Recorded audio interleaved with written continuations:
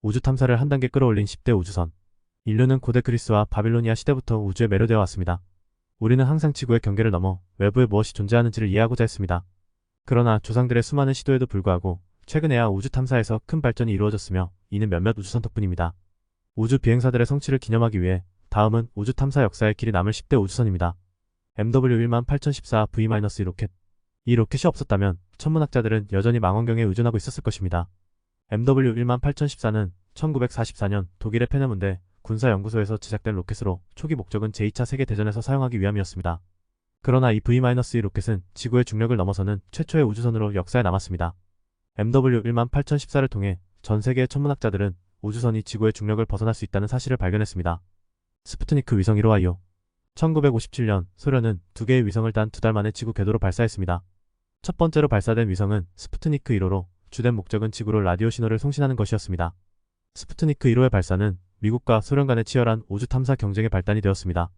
비판자들은 스푸트니크 1호의 발사가 소련의 힘을 과시하기 위한 것이라고 주장하기도 했습니다. 어쨌든 이는 중요한 성취였습니다. 1957년 11월 3일 소련은 스푸트니크 2호를 발사했습니다. 이번에는 단순한 위성이 아니라 라이카라는 개를 태운 우주선으로 인류 역사상 최초의 생명체가 우주에 간 것이었습니다. 불행히도 라이카는 왕복이 아닌 일방적인 여행이었기에 우주에서 사망했습니다. 그러나 이 임무는 인간의 우주 여행이 가능하다는 것을 증명했습니다. 보스토크 1호. 1961년 소련의 우주 비행사 유리 가가린은 보스토크 1호 우주선을 타고 지구 궤도를 돌며 역사에 남았습니다. 1시간 48분의 여정 동안 유리 가가린은 우주 여행 인체에 미치는 영향에 대한 귀중한 통찰을 제공했습니다. 보스토크 1호는 지구 궤도에 대한 중요한 정보도 수집했습니다. 아폴로 11호. 닐 암스트롱이 달에 착륙하기 전에 프랭크 보먼과 제임스 로웰을 포함한 우주 비행사들이 1968년 아폴로 8호를 이용해 달 주위를 돌았습니다. 그들은 달의 사진과 유용한 정보를 가져왔습니다. 1년 후 아폴로 11호 승무원은 달로 향했습니다. 이번에는 단순히 달을 돌지 않고 달 표면에 미국 국기를 꽂았습니다.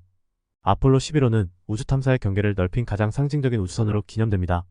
참고로 아폴로 8호는 달을 궤도 비행한 최초의 우주선이 아닙니다. 이는 1966년 소련이 루나 10호를 발사하면서 이미 달성한 바입니다. 살류트 1호. 1970년대 이전에는 대부분의 우주선이 자원 부족으로 인해 지구의 대기 밖에서 짧은 시간만 머물렀습니다. 이에 소련은 우주 정거장을 건설하는 아이디어를 내놓았고 그렇게 살류트 1호가 탄생했습니다. 살류트 1호는 세계 최초의 우주 정거장으로 3번의 우주선 방문을 받았습니다. 소유주 10호, 11호, 12호. 그 중 하나는 지구로 돌아오지 못했지만 살류트 1호는 인간이 우주에서 장기간 탐험할 수 있는 가능성을 열었습니다. 파이오니어 10호. 달 탐사로는 천문학자들의 호기심을 만족시킬 수 없었습니다. 그래서 NASA는 태양계를 더 깊이 탐사하기 위해 파이오니어 10호를 제작했습니다. 이 우주선은 태양계를 탈출하여 항성간 공간에 도달했습니다. 이 과정에서 목성과 토성의 사진을 촬영했습니다. 이는 NASA가 이웃 행성과 항성간 공간에 대한 정보를 얻는 데 중요한 역할을 했습니다. 보이저 1호.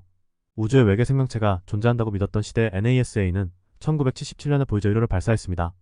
이 우주선의 목적은 다른 행성과 위성에 대한 정보를 수집하는 것뿐만 아니라 지구의 사진, 소리, 인사말을 담아 우주로 보내는 것이었습니다. NASA의 목표는 외계 생명체가 존재한다면 보이저 1호가 우리 행성을 소개하는 메시지를 전하는 것이었습니다. 챌린저 우주왕복선.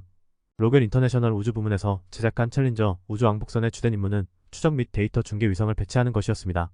이 장비는 궤도에서 돌아다니는 우주선과 즉각적인 통신을 가능하게 하는 데 사용되었습니다. 불행히도 발사 1분 후 챌린저 우주왕복선은 폭발하여 7명의 우주 비행사가 목숨을 잃었습니다. 사람들은 챌린저 우주왕복선을 기념하며 우주선이 얼마나 위험할 수 있는지를 상기시킵니다. 또한 어떤 일이 잘못되었는지에 대한 많은 교훈이 있었습니다. 국제우주정거장 ISS. 소련이 최초의 우주정거장을 건설한 지 20년이 넘은 후 러시아, 미국, 일본, 캐나다를 포함한 여러 나라가 함께 1998년에 국제우주정거장을 건설했습니다. 건설은 2011년까지 진행되었습니다. ISS는 인류가 지구 궤도를 넘어보낸 가장 큰 단일 우주 구조물입니다. 이는 영구적인 우주 탐사를 촉진하기 위해 건설되었습니다. 수년 동안 ISS는 여러 실험을 수행하며 태양계를 탐사하는 우주선들을 지원했습니다. 팔콘 9. 스페이스X를 설립한 일론 머스크는 팔콘 9를 소개하며 세계를 놀라게 했습니다. 이는 최초의 궤도급 재사용 로켓입니다. 대부분의 천문학자들이 데이터 수집을 위해 우주 탐사에 관심을 두는 것과는 달리 일론 머스크는 우주여행을 관광활동으로 만들고자 합니다. 로켓의 가장 비싼 부품을 재사용함으로써 우주로 발사하는 비용을 줄이는 것이 가능합니다. 팔콘 9는 여러 버전이 있으며 성공적으로 착륙하도록 조정되었습니다. 킥에스펙트.com을 참고했습니다.